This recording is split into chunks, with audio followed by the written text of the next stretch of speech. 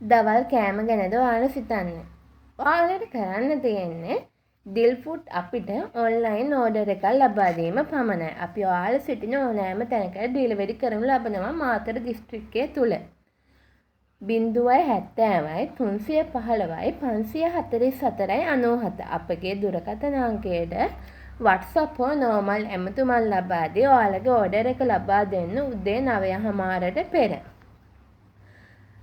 Rice and curry parcel, rice වර්ග, pasta වර්ග, කහබත්, බිරියානි, අරාබි රයිස් වර්ග අපි අනුවම බාර ගනු ලබනවා. Thank you.